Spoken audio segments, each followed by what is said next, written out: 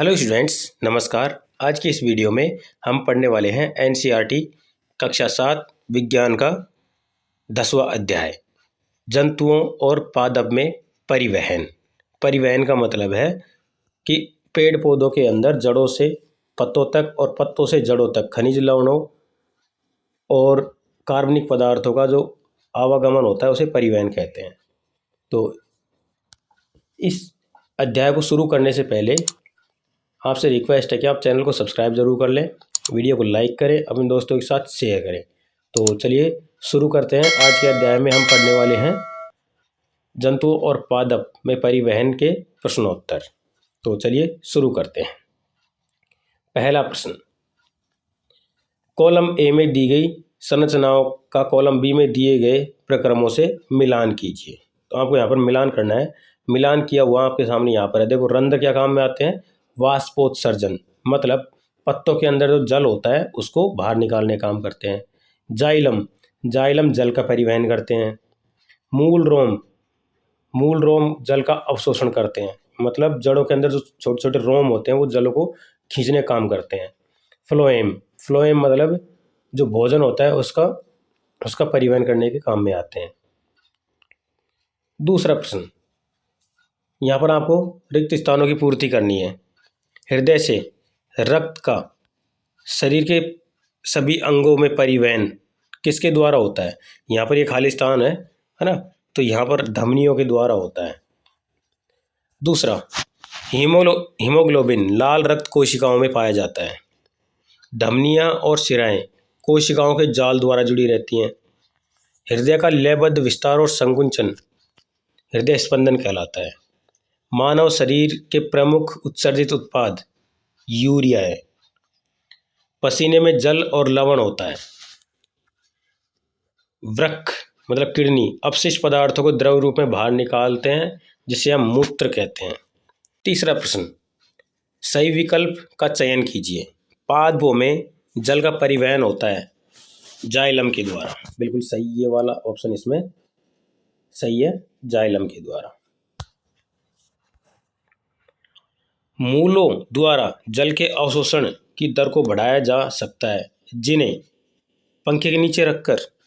देखो, अगर तेज हवा होगी तो वह अवशोषण की दर भी बढ़ जाएगी। इसका कारण क्या है कि जब पत्तों से ज़्यादा मात्रा में पानी निकलेगा तो पत्ते ज़्यादा पानी खींचेंगे, जिससे जड़ों के द्वारा पानी भी ज़्यादा मात्रा में ऊपर की ओर खींचा जाएगा। चौथा प्रश्न, पादपों और जंतुओं में पदार्थों का परिवहन क्यों आवश्यक है, समझाइए। तो इसका उत्तर है, अपने शारीरिक क्रिया को करने के लिए सभी जीवों को ऊर्जा की आवश्यकता होती है। इसलिए भोजन और ऑक्सीजन को शरीर के सभी भागों में पहुंचाना आवश्यक होता है। ऊर्जा हमें भोजन से मिलती है, इसलिए भोजन और ऑक्सीजन को शरीर के सभी भागों में पहुंचाना जरूरी होता है। हमें इसके साथ साथ अपशिष्ट पदार्थों को भी इनके उत्पन्न होने वाले बिंदु से लेकर इनके निष्कासित होने वाले बिंदु तक पहुंचाना आवश्यक होता है। इसलिए सभी जीवों में पदार्थों का परिवहन आवश्यक होता है। पांचवा प्रश्न, क्या होगा यदि रक्त में पट्टिकाणु नहीं होंगे, मतलब प्लेटलेट्स नहीं होंगे? इसका उत्तर है, यदि रक्त में पट्टिकाणु नहीं होंगे तो रक्त का थक्का नहीं जम पाएगा।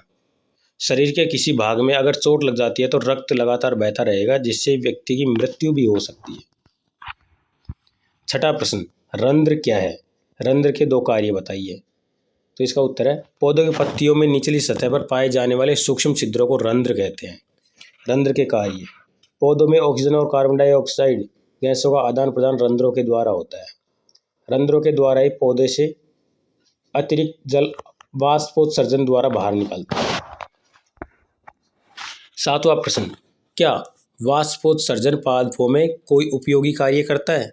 तो इसका उत्तर है, इसके कारण जल का खिंचाव होता है। यह मिट्टी में विशाल वृक्षों में बहुत ऊंचाई तक जल एवं खनिज लवणों के परिवहन के लिए आवश्यक होता है। वाष्पोत्सर्जन पादप को ठंडा रखने में भी सहायक होता है।